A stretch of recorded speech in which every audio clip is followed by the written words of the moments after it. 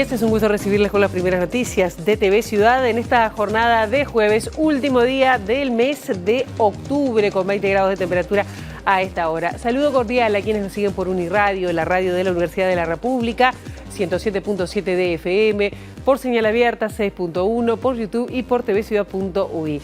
Vamos a repasar, antes de arrancar, el pronóstico del tiempo para las próximas horas, que viene de calor pero de inestabilidad. Vean ustedes, la máxima de hoy va a ser 30 grados, 10 grados más de lo que estamos viviendo ahora, una humedad muy alta, está un poquito pesado cuando salgan a la calle, pero bueno, a aguantar, esta jornada va a ser prácticamente veraniega. Mañana, viernes, 1 de noviembre, abrimos noviembre con una temperatura más que agradable, casi calurosa, 16, 31 las temperaturas extremas previstas para Montevideo. El cielo estará algo nuboso con periodos de claro.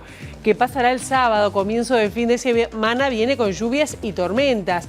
Para el área metropolitana se espera una temperatura extrema, una mínima de 14 grados, una máxima de 26 y bueno, lluvias y tormentas para abrir el fin de semana el 2 de noviembre, Día de los Santos Difuntos. Vamos a repasar algunos de los temas que vamos a estar compartiendo con ustedes hasta las 9 de la mañana y varios tienen que ver con temas políticos y otros no. Pero bueno, la política sigue marcando la agenda hasta el 24 de noviembre por lo menos. Funcionarios penitenciarios presentaron ante la justicia un pedido de habeas corpus por hacinamiento y también vulneración de derechos de personas privadas de libertad en 27 unidades carcelarias. Vamos a estar profundizando esto más adelante.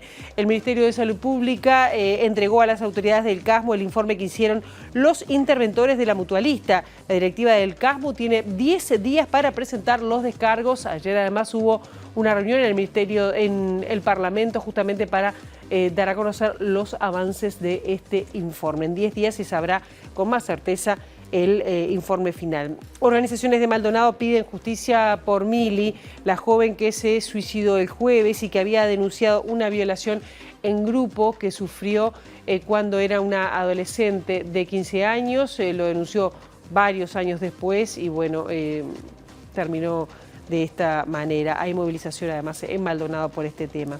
Y hablando de fútbol, Peñarol ganó, pero no fue suficiente. 3-1 contra Botafogo en el Estadio Centenario, pero no le alcanzó a superar cuando perdió 5-0 en Brasil y quedó fuera de la final de Libertadores, que se definirá entre dos equipos brasileños.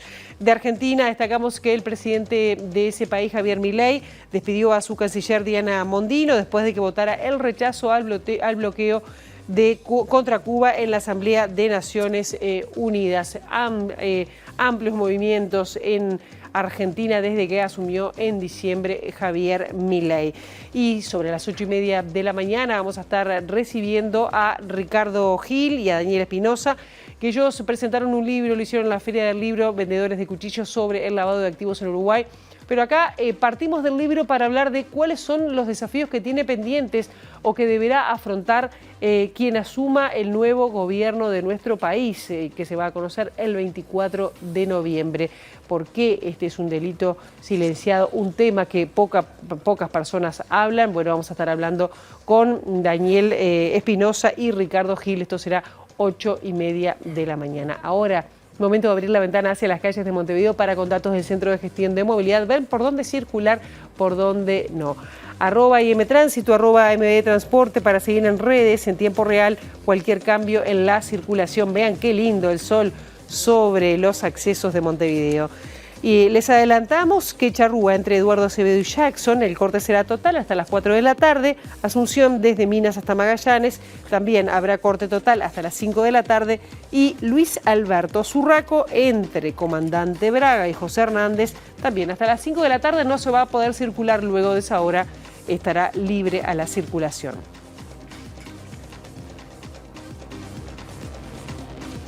Y comenzando el desarrollo informativo, les contamos que la Organización de Funcionarios Civiles de Centros de Reclusión y la diputada del Frente Amplio, Betiana Díaz, presentaron ante la justicia un pedido de habeas corpus correctivo por la situación de hacinamiento y también vulneración de derechos en 27 unidades del Instituto Nacional de Rehabilitación. La acción presentada revela que 43% de la población privada de libertad cumple su pena en condiciones inhumanas y degradantes. Entendemos que es necesario que se declare la emergencia en materia de cárceles.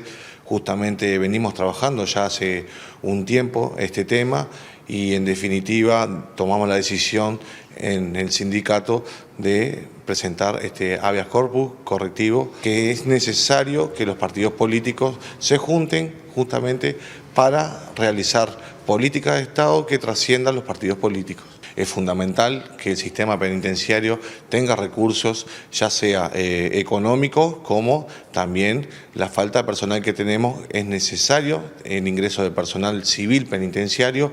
Tenemos entre 1 y 3 trabajadores para 180 personas privadas de libertad. El número que pretendemos es tener 1 cada 10 personas privadas de libertad, o sea que estamos muy lejos de lo que nosotros consideramos. Esta es una cárcel que no garantiza la rehabilitación, que a la ciudadanía le cuesta carísima y que tiene resultados pésimos y que nos está generando dinámicas violentas y que tienen mucho que ver con los problemas de seguridad que tenemos. Es decir, los resultados vienen siendo pésimos, ¿no? Entonces, reconocer que hay una situación de emergencia lo que permite es tener algunas herramientas más para poder abordar problemas con urgencia en esta saturación que tenemos hoy. Organizaciones de Maldonado piden justicia por Mili, la joven de 29 años que se suicidó el jueves tras haber sufrido una violación grupal en su adolescencia y que hace apenas 2 años pudo verbalizar. El caso prescribió, ya que la denuncia se radicó años después de lo sucedido. Andrea Tuana, directora de la Asociación Civil El Paso, se refirió a las consecuencias de la violencia sexual y dijo que las víctimas hablan cuando están preparadas para hacerlo. Transitar una experiencia de violencia sexual realmente genera efectos traumáticos. Hay distintos efectos y distintos impactos que se pueden presentar en el momento, pero también se pueden presentar más adelante. Es muy importante la respuesta del entorno. Si el entorno es un entorno protector, un entorno que cree, que acompaña, esos efectos se van a ir mitigando, obviamente con la ayuda especializada, ¿no? Dentro de las cosas juega también un poco la mirada social que hay respecto de la violencia sexual, cómo se tiende a culpabilizar a las víctimas. Eso es algo que como país no hemos podido derribar.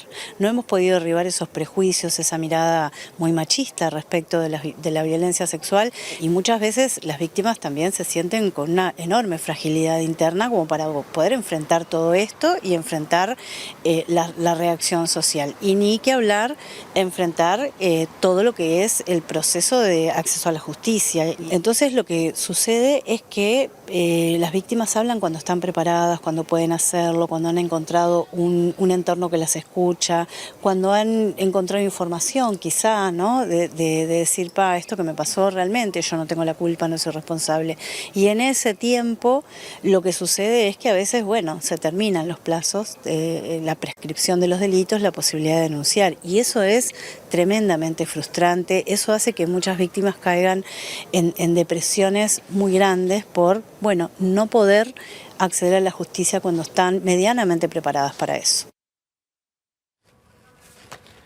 Vamos a otra noticia, esta vez trágica también, porque un funcionario de Antel murió electrocutado cuando trabajaba y el sindicato convocó a un paro del personal de cuadrillas desde las 13 horas. Sutel comunicó que el trabajador falleció tras recibir una descarga eléctrica de un cable de alta tensión. El accidente ocurrió en el departamento de Canelones sobre la ruta 6, a la altura de Sauce. El sindicato también informó que la víctima se desempeñaba en la planta externa de Pando. Chao.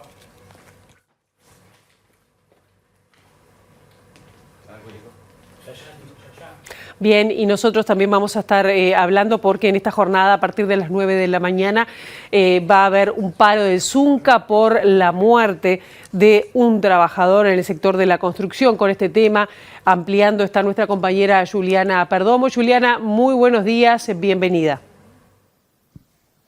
Sí, exacto, Pilar. Muy buenos días para todos. Un paro que va hasta la hora 13 por la muerte número 7 en lo que va de este año de un trabajador, en este caso de 22 años en el departamento de Paysandú. Y ya estamos en el sindicato con el presidente Richard Ferreira.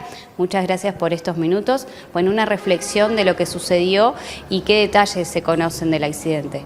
Sí, la primera reflexión, lo primero es la solidaridad con la familia y obviamente con todos los trabajadores y los compañeros de trabajo. Lo segundo tiene que ver con la necesidad que tenemos hoy como industria, después de que se registran 7 accidentes fatales en lo que va del año, es la necesidad de que haya un diálogo y que haya la necesidad de trabajar sobre la construcción de una ley de seguridad y salud en la industria de la construcción, y también reclamar la creación de la Fiscalía Especializada, que la estamos reclamando ya hace mucho tiempo y que no hemos encontrado del sector político y mucho menos del gobierno, ¿verdad?, la sensibilidad necesaria para que esto se haga una realidad, y por lo tanto trabajar sobre las causas de los accidentes laborales y no lamentar o tener que lamentar, ¿verdad?, una nueva pérdida en accidentes laborales. Entonces, en este sentido, obviamente que el sindicato ya tiene resuelto por Asamblea General una medida ya determinada con paro de 9 a 13, como se va a hacer en el día de hoy a nivel nacional, donde intentamos sensibilizar a la sociedad y a la opinión pública en función de un nuevo accidente fatal en la industria de la construcción, pero sabemos que esto es el día después. Lo que nosotros estamos tratando, en el entendido de que es posible pensar en una industria sin accidentes laborales, que es posible pensar en una industria en la cual el trabajador, ¿verdad?, vaya a trabajar y pueda volver a su casa y no tener que lamentar estos hechos. Es difícil, ¿verdad?, comunicarle a la familia cada vez que esto sucede, de que el compañero, que el pilar de la casa o que el hijo no vuelve a su hogar producto de un accidente laboral que podía haber sido evitable.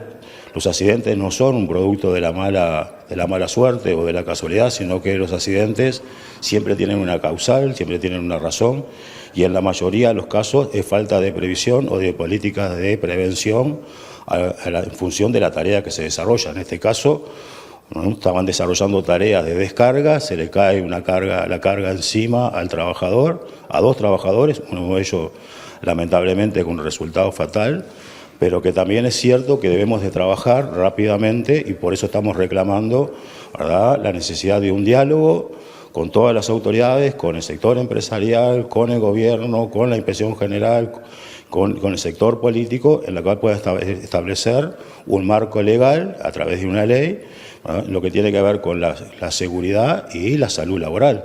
Hoy observan que se están fallando los controles, los elementos de seguridad. Bueno, hay un dato que es un dato de la realidad, que ha crecido la informalidad en el mundo del trabajo y en particular en la industria de la construcción. Cuando esto sucede, históricamente ha pasado, cuando crece la informalidad, ¿verdad?, esto conlleva a la precarización del trabajo y por lo tanto a menos controles en lo que tiene que ver con las condiciones de trabajo o cómo se desarrollan las tareas. Si uno considera de que este gobierno en sus inicios, ¿verdad?, flexibilizó los controles a partir de que hay menos cuerpos inspectivos, que el Banco de Previsión Social lo controla si la empresa está cumpliendo con la legislación laboral.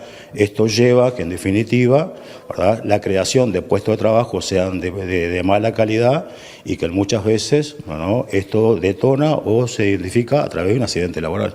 Ferreira, en cuanto al diálogo con los candidatos, ¿le han trasladado estas peticiones que han recibido? Nosotros le enviamos a todos los candidatos, ¿verdad?, nuestra propuesta en lo que tiene que ver con la inversión pública, lo que tiene que ver con la generación de empleo de calidad, lo que tiene que ver nuestra visión en cuanto a la política de vivienda y también propuestas que tienen que ver con las condiciones de trabajo. Hasta ahora no hemos tenido ninguna respuesta, ¿verdad?, de ninguno de los candidatos.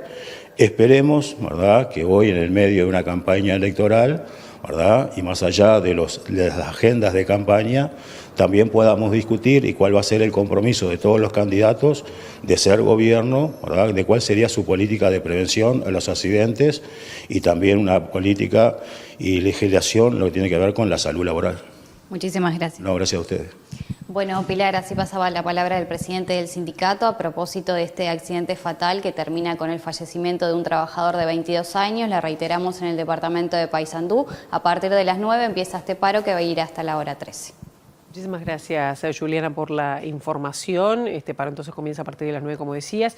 Y nosotros ahora vamos a temas claramente políticos, porque el senador nacionalista Javier García dijo que el Frente Amplio traicionaría la voluntad popular si reformara el tema previsional, el sistema previsional, como está anunciando el candidato Yamandú Orsi. García habló en San José durante una gira para agradecer el esfuerzo de la militancia nacionalista. Esta semana el candidato Yamandú Orsi dijo hace 24 horas que había que escuchar los votos del sí de la papeleta blanca y que por lo tanto él iba a pensar en revisar el sistema de seguridad social. Si esto es así, y lo dijo, esto es estrictamente lo que dijo, esto sería una enorme trampa antidemocrática. Porque el pronunciamiento de los uruguayos el domingo de noche fue también muy expreso, que es mantener el sistema de seguridad social. Y no se puede, por vía oblicua, traicionar la voluntad popular. No solo no se puede traicionar, sino que esto que dijo el profesor Orsi confirma lo que dijimos en la campaña electoral. Y es que cuando el propio jefe de campaña de Orsi, con el candidato al lado, habló de nacionalizar los ahorros previsionales individuales de 1,5 millones de uruguayos, lo que confirma el candidato del Frente Amplio es que están dispuestos a ello y que tienen, como dijo Álvaro Delgado días atrás, un plan B, que traiciona la voluntad popular. Y vamos a hablar del Frente Amplio porque la diputada Frente Amplista y electa senadora Cristina Lustenberg descartó integrar un gabinete en caso de que Álvaro Delgado gane las elecciones, luego de que el candidato se manifestó dispuesto a convocarla. Lustenberg recalcó que su objetivo es que Yamandú Orsi gane las elecciones y que los dichos de Delgado fueron parte de una estrategia política. Yo sé que Cristina Lustenberg, que propició un proyecto de ley que hoy salió con modificaciones, con aporte de todo el partido salió. Me parece que es una persona que perfectamente podría gestionar el tema de un programa de primera infancia como un acuerdo. Sobre esto, Cristina Lustenberg aseguró que bajo ningún concepto integrará un gobierno de coalición. El hecho de invocarme para poder integrar un posible gobierno de la coalición por el candidato del Partido Nacional me fue llamativo, porque una cosa es mi perfil y la disposición a trabajar en políticas de Estado. En el ejemplo sí que creo que fue muy bueno de la ley de garantías hacia la primera infancia, infancia y adolescencia, que igual fue votada en la última sesión, con la anuencia de todos los partidos políticos y el recorrido que hicimos, pero yo es claro que soy una senadora electa por el Frente Amplio, hoy ocupando el lugar de representante nacional, con toda mi trayectoria dentro del Frente Amplio y convencida de que hoy estamos trabajando todos para que Yamandú Orsi sea el próximo presidente de la República. Bajo ningún concepto voy a formar parte de un gobierno de la coalición ocupando un rol en el ámbito ejecutivo, porque además estoy convencida de que Yamandú Orsi va a ser el próximo presidente, todos nosotros trabajando, acercándonos a la ciudadanía con propuestas claras, concretas, sin soberbia, con humildad y con una clara convicción de que es por ahí es que el país va a avanzar mucho más. El actual presidente de MEVIR, Juan Pablo Delgado, electo diputado por el departamento de Canelones, anunció que cuando ingrese a la banca va a impulsar iniciativas que tengan que ver con viviendas de interés social. También defendió su gestión al frente de MEVIR, organismo vinculado a la erradicación de la vivienda insalubre rural. Todo lo que implica el arraigo en las localidades del interior, en este caso en Canelones, lo que implica tener servicios comunitarios y productivos para que la gente, aparte de tener su vivienda, una mejor política social es esa y el trabajo, también tenga infraestructura comunitaria para que se pueda desarrollar en comunidad, tenga esa actuación. Y ni que hablar que Canelones es un departamento muy rico en su variedad y en todo lo que implica la producción ganadera, lechera y también la producción industrial y de servicios también acompañaremos para que se siga desarrollando también en el departamento. Este va a ser un parlamento, como ya sabido, bastante repartido. Nosotros vamos a acompañar siempre lo que sea bueno para el país y para la gente. Creo que las ideas no son buenas de una persona o de la otra, son buenas cuando son buenas para la gente y para el país. Claramente eso va a ser un parlamento de negociación, de articulación. Y bueno, hemos hecho eso siempre en nuestra vida, en nuestra profesión, y también presidiendo MEVIR, articulando, negociando, y nos vamos a sentir muy cómodos con todos los legisladores de todos los partidos, poder articular para llegar a consensos, y siempre el foco va a estar en que eso beneficie a la gente y al país. Delgado expresó que bajo la administración de Lacalle Pou se retomó el prestigio social, convirtiendo a MEVIR en una política de Estado. Recordó que se intervino en 120 localidades de todos los departamentos, entregando más de 2.800 títulos de propiedad a las familias. Anunció que para este periodo el 10% de la construcción de viviendas será en maderas, lo cual aumenta la calidad constructiva y reduce el tiempo en 50%. Este gobierno amplió en la LUC, el área de gente de consideración, puso un artículo para que MEVIR pudiera ampliar su método de actuación, pudiera ir a ciudades hasta más grandes. Antes MEVIR llegaba a ciudades de 5.000 habitantes, ahora llega hasta ciudades de 15.000 habitantes. Y eso permitió que MEVIR fuera a nuevas ciudades, como en Chuy, Castillos, en Rocha, Besoñón, en Artigas, que inauguramos viviendas también recientemente, o ir a ciudades como en el Santoral de Canelones. El médico Federico Preve, que fue electo diputado por el Frente Amplio, dijo que se enfocará en temas de presupuesto y también de salud pública. Entre otras cosas, anunció que va a presentar un proyecto de ley sobre muerte digna o eutanasia. El Frente ha puesto prioridad en 3 o 4 elementos centrales: la emergencia en salud mental y la perspectiva del desarrollo del primer nivel de atención con equipos de cercanía multidisciplinarios. Por lo tanto, para acá, en línea con lo que es el programa del Frente Amplio, claramente una perspectiva de territorialidad y de desarrollo de la salud, particularmente los cuidados de salud mental en el territorio.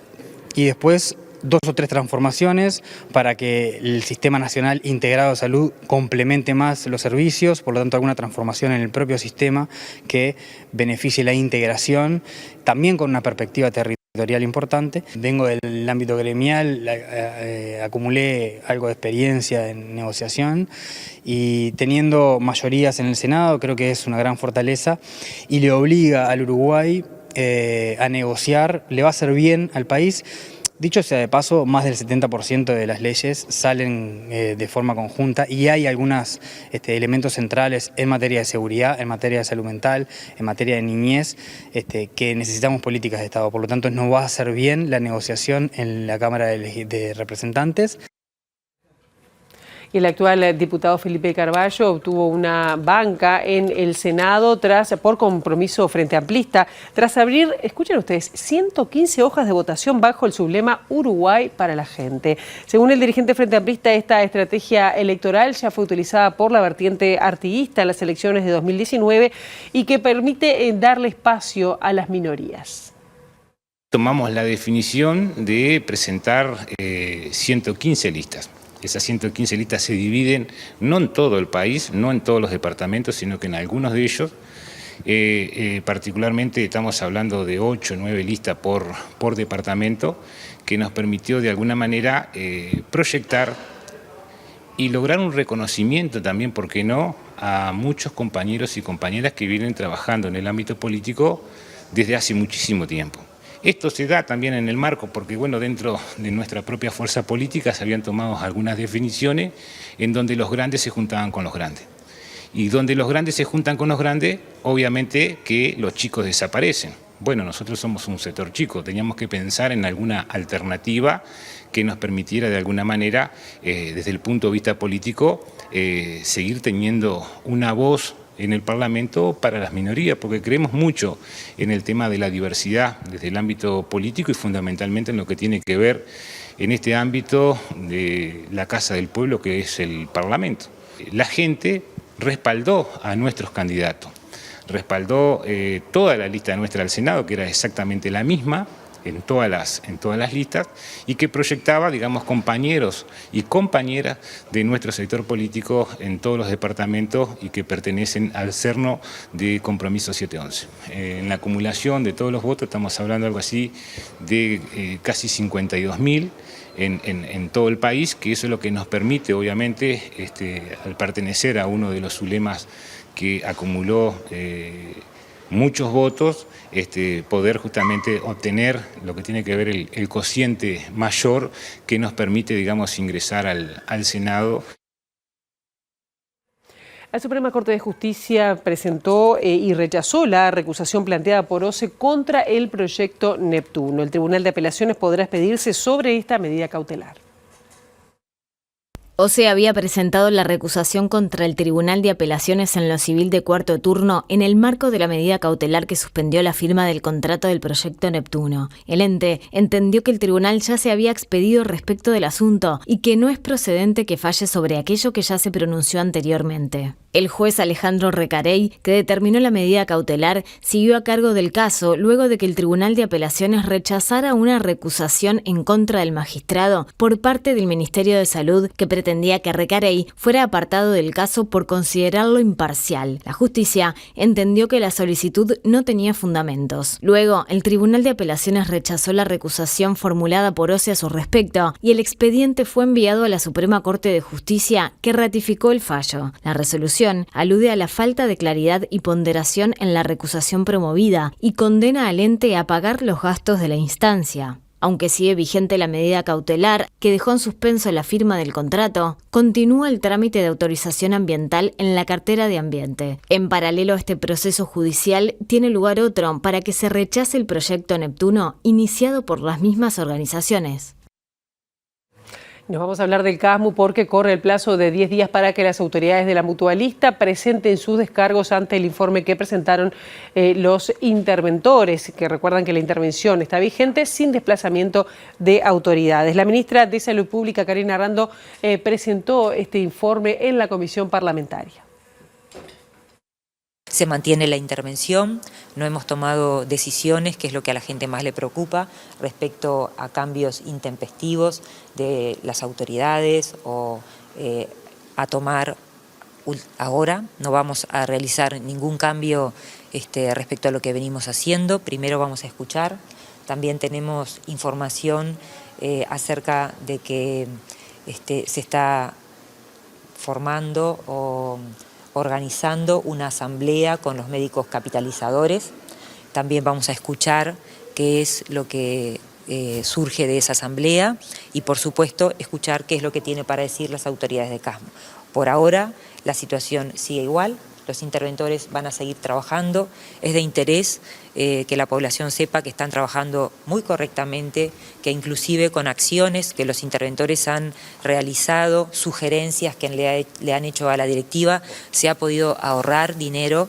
El CASMU ha ahorrado más de 17 millones de pesos y va a seguir ahorrando más dinero con la intervención, con las sugerencias, poniendo en práctica las sugerencias que le están haciendo los interventores. De ninguna manera, y es totalmente falso algunos trascendidos de prensa acerca de que el Ministerio tiene intención de desestabilizar la institución. Eso no es así. Y justamente quien estuvo en la comisión fue el diputado del Frente Amplio, el senador frente amplista José Núñez, quien manifestó su preocupación por la demora en instalar la comisión de seguimiento, que fue además aprobada por ley.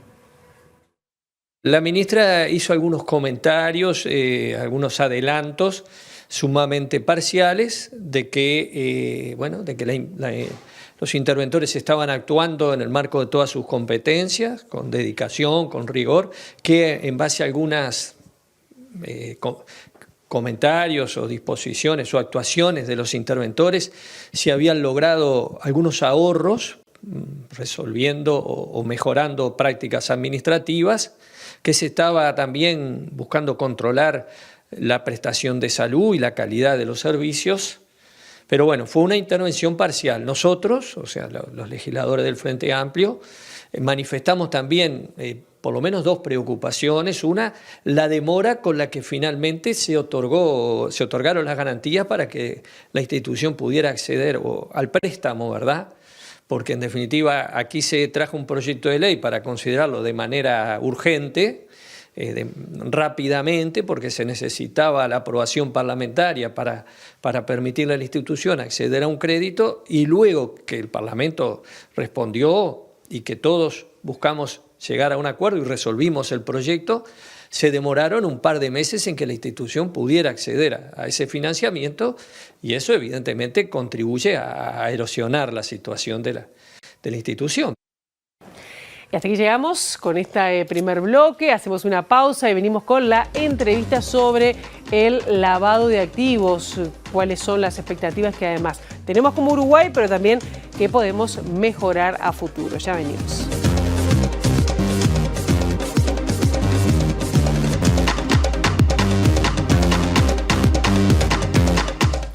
Segundo bloque de MB Noticias, seguimos con 20 grados en estos momentos y la temperatura les prometo que va a subir porque el tema que vamos a tratar es candente y tiene que ver con el lavado de activos. Y para ello estamos recibiendo con muchísimo gusto esta mañana a Ricardo Gil Iribarne y Daniel Espinosa, ambos, bueno, especialistas en la materia.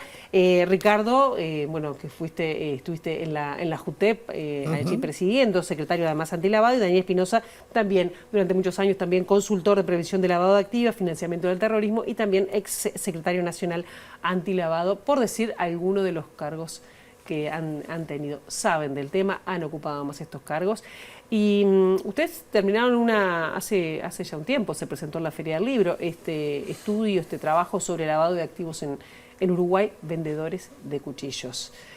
Y yo les quería preguntar, ¿no? Porque, bueno, hay muchas cosas que pueden tomarse, ustedes hacen un repaso de los temas, de los últimos casos, ¿no? En Uruguay. Pero a mí una de las cosas que me llamó la atención es que es un tema un problema que Uruguay tiene y está silenciado. Voy a partir de ahí. ¿Cómo lo ven ustedes? Bueno, sí, es cierto. La idea del libro apunta un poco para ese lado, de, digamos, poner en la agenda un tema que no está. Y creo que el tema ahí básicamente es que nadie se siente víctima del lavado.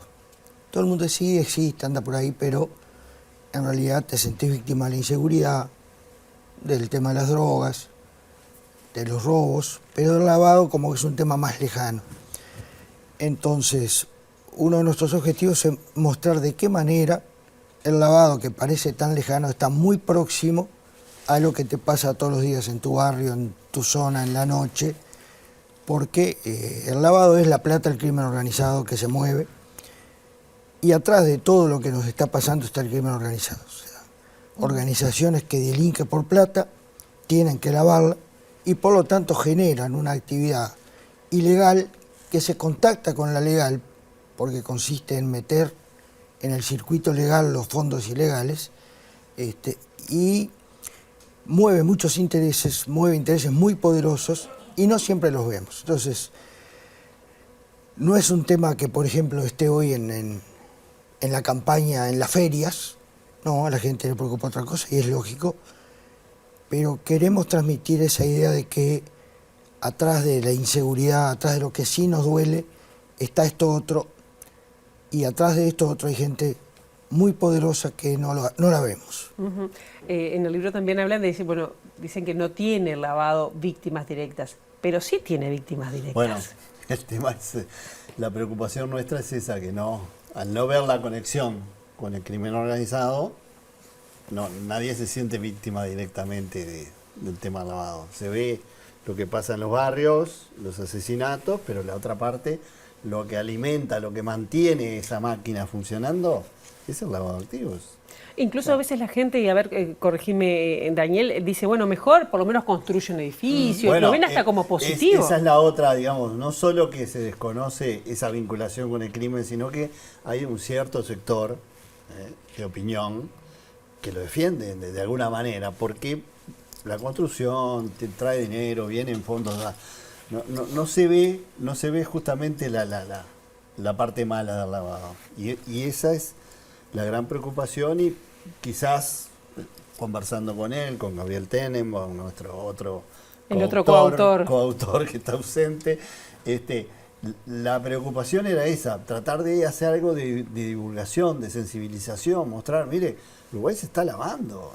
Pusimos 15 casos, son 15, 16 casos, hay cientos, o sea, hay muchos casos para poner, elegimos los más representativos, o sea, hay un discurso de que no es tan grave porque trae inversiones y además de que no es tanto, ¿no? Como que es más o menos como en todos los países. Entonces, Eso es lo que no queremos.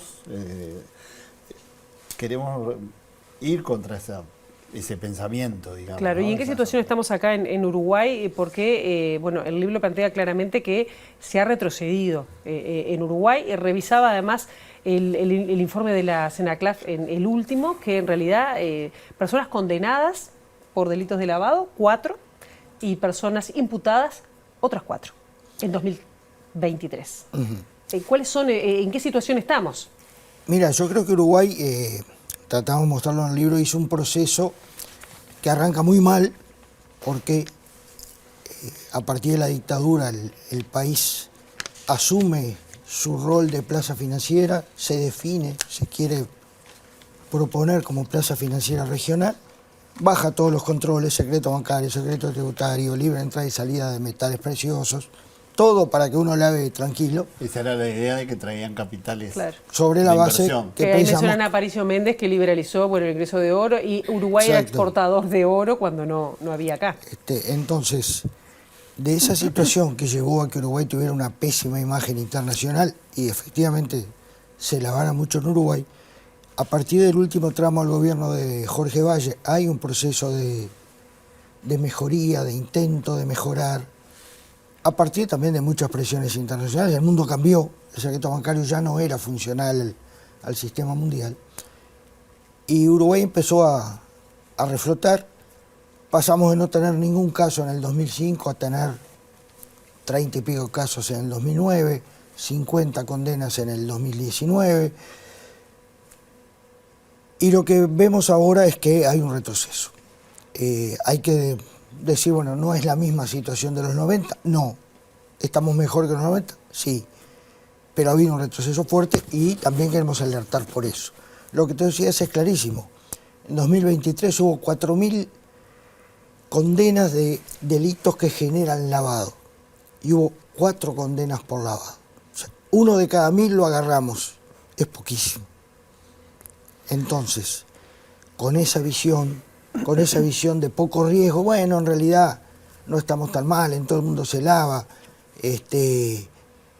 Uruguay no es el mejor, pero no es el peor de la clase, ese tipo, precisamos inversiones y capaz que se nos cuela algo, pero paciencia, con ese enfoque vamos a seguir retrocediendo, y lo que está en riesgo no es tal o cual situación personal o tal o cual estadística, sino qué país queremos tener.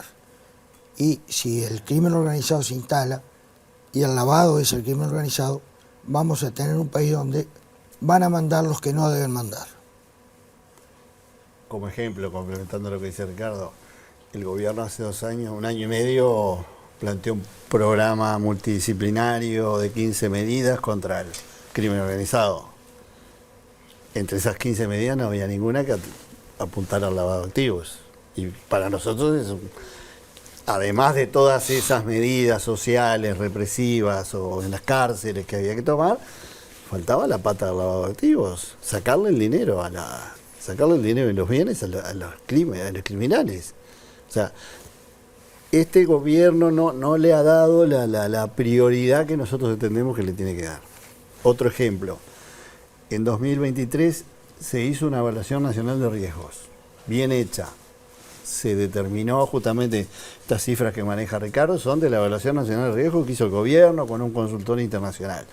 Ahí se determinaron todos los problemas, están bien a la vista, se elaboró un proyecto de estrategia nacional con consulta amplia para empezar a solucionar esos problemas. El proyecto estuvo pronto en marzo, abril de este año, no se ha aprobado. O sea, la estrategia que debería empezar a combatir un problema que está diagnosticado y que es serio, lleva 9 meses sin haberse aprobado, y seguramente no creo que en este periodo de gobierno se apruebe. O sea, demoramos en tomar las medidas que por consenso se habían acordado. O sea que, irían, si me decís 2 o 3, ¿cuáles serían?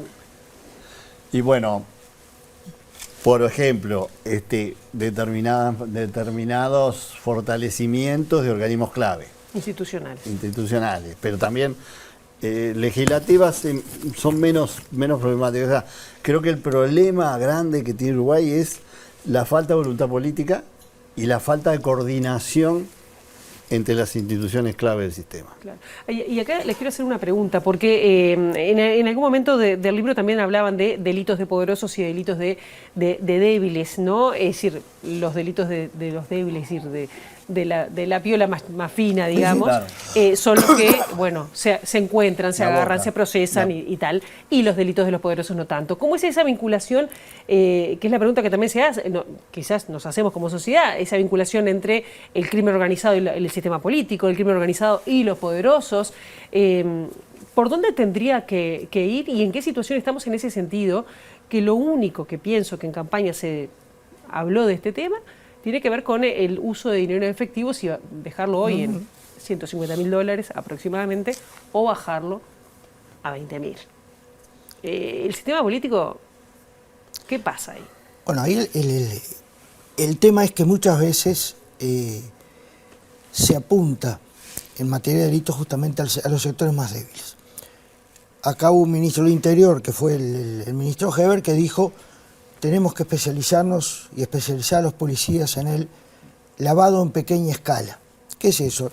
El narco de barrio que hace plata, que compra una moto, una camioneta, compra una casita, pone una pañalera, pone un lavadero de ropa, y dice, bueno, tenemos que atacar ahí.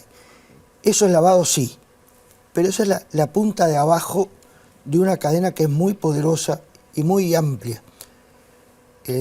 La empresa delictiva tiene peones, tiene mulas, tiene capataces, tiene intermediarios, tiene dueños, tiene asesores. La plata grande no se hace en los barrios, la plata grande no se lava en los barrios. Recién te decía, hubo 4 casos, o tú decías, hubo 4 casos. Además de pocos, son chiquitos. Entonces, agarrar a un narco de barrio y sacarle la camioneta, decir, lavó plata y sacamos la camioneta, ¿está bien? Sí, está bien. Pero la organización grande no es esa. ¿Y por qué no se ataca a eso? Y creo que hay varias cosas. Uno es el poder. Es el que mueve plata. Cuando hablamos de 4.000 kilos de cocaína para Europa, ¿de qué hablamos? ¿Cuántos millones de dólares son? No es una camionetita. Es mucha plata. Y mucha plata tiene contadores, abogados, escribanos que asesoran, tienen en todo el mundo políticos que apoyan y ayudan a esconder. En Uruguay no lo hemos tenido, ojalá no los tengamos, pero si no hacemos nada los vamos a tener. Es mucho dinero. Nosotros en el libro mostramos, como decía Daniel, 15, 16 casos. Todos son casos internacionales y todos son de mucha plata. En uno de los casos hay un esquema de lavado de Brasil que lavan desde Uruguay 1.600 millones de dólares. Es el 2% del Producto Bruto Interno de Uruguay. Lo lavan 2 tipos que tienen un sistema sofisticado de programas, 3.000 empresas en 52 países. Entonces, y tenemos a Balcedo, y tenemos a Figueredo, y tenemos la operación Camarita, millones de dólares. Y esquemas complejos de lavado. En los últimos años de eso no tenemos nada. Entonces, uno puede decir, ¿es complicidad? Yo no digo que es complicidad, digo, estamos con la guardia muy baja, estamos desconociendo que eso pasó y que eso está pasando, sigue pasando. Y yo les quiero preguntar, porque tenemos que ir redondeando, pero ¿han tenido ustedes contacto con con los partidos políticos? ¿Les han llamado, los han llamado a ustedes? Es decir, ¿qué expectativa tienen respecto a un cambio de gobierno y que pueda moverse esto que tiene una repercusión con el crimen organizado, delitos que vemos que se han incrementado como el homicidio por lo menos? Todos los partidos están hablando de fortalecer el lavado. Ahora, no sabemos, cuando empiece el gobierno, como siempre, ¿qué viene? Viene el presupuesto, vienen las decisiones políticas, la conformación de la Comisión Coordinadora Antilavado, que es clave, que este gobierno lo que hizo fue sacar al prosecretario de la presidencia de esa comisión, y con lo que le rebajó el nivel político, y fue como un mensaje no a favor de combatir el lavado, sino que de aflojamiento. O sea, tiene que haber señales políticas claras y también en el presupuesto se tiene que reflejar esa voluntad política en un mejoramiento de los recursos. O sea, pero fundamental que haya señales claras para que el gobierno esté trabajando. O sea, la falta de casos grandes también tiene que ver con la falta de trabajo coordinado. O sea, no es culpa de la Fiscalía Antilavado, esa que se creó, que tiene 2 funcionarios. Es todo el sistema, todos los organismos que tienen que apoyar a esa Fiscalía, que no lo están haciendo adecuadamente. ¿Estamos en zona de riesgo? Sí, pero además el tema ahí es que ¿qué nos falta? Y cuando hablamos de campañas políticas, programas y eso, nosotros de alguna manera el mensaje que damos es, primero, en materia de leyes, tanto la evaluación que hizo Uruguay como que la que le hicieron Uruguay, dice que Uruguay no precisa más leyes. En materia de instituciones, vos agarrás los programas y dices, vamos a crear tal institución, tal organismo nuevo. Fortalecer la JUTEP. Es facilísimo poner eso. Entonces, el tema acá no es ni de más leyes, ni de nuevas instituciones.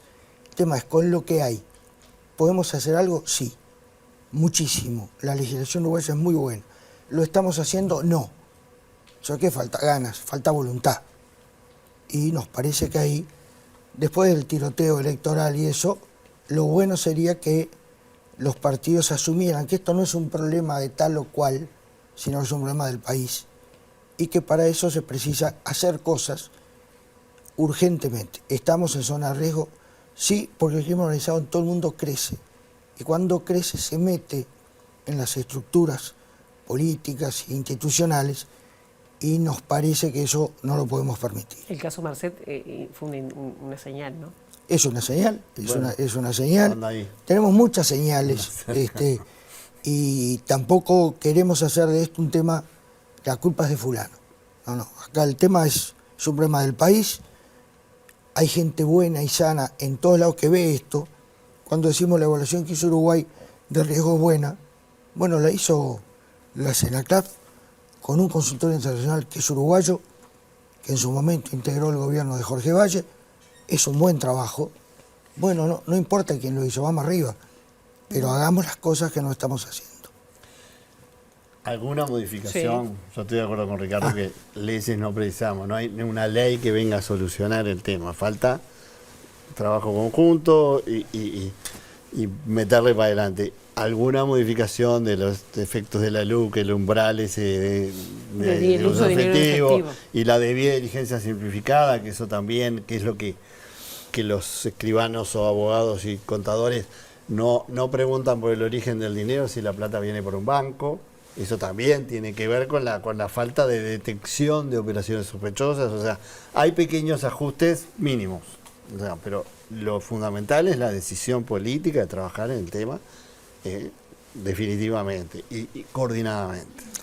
Si cambias las leyes y no metes voluntad, claro, tampoco vamos a avanzar. Claro, pero esas cuestiones de la LUC sí habría que revertir. Sí, me ayuda. Pero eso sí, 2 días.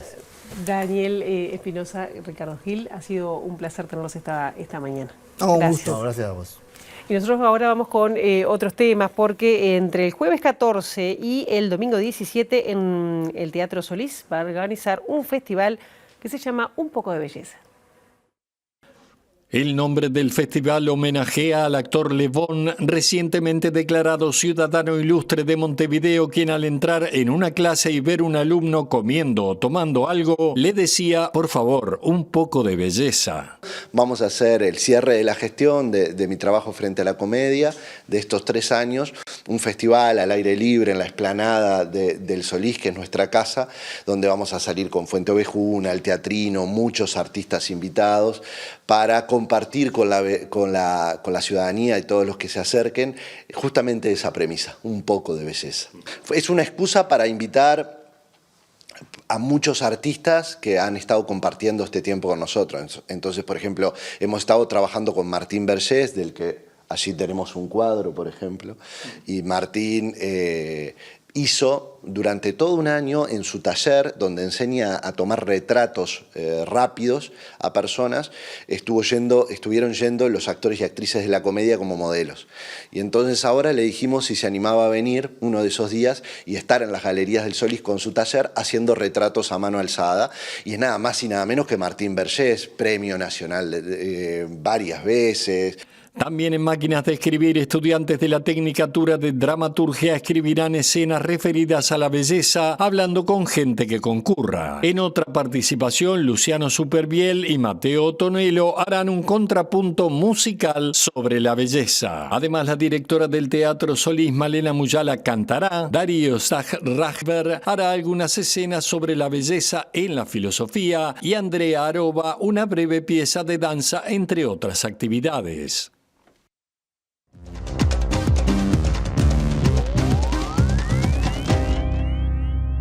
En Argentina, el presidente Javier Milei le pidió la renuncia a la canciller Diana Mondino, que la ahora ex jefa de la diplomacia argentina votó en Naciones Unidas en contra del bloqueo de Estados Unidos contra Cuba.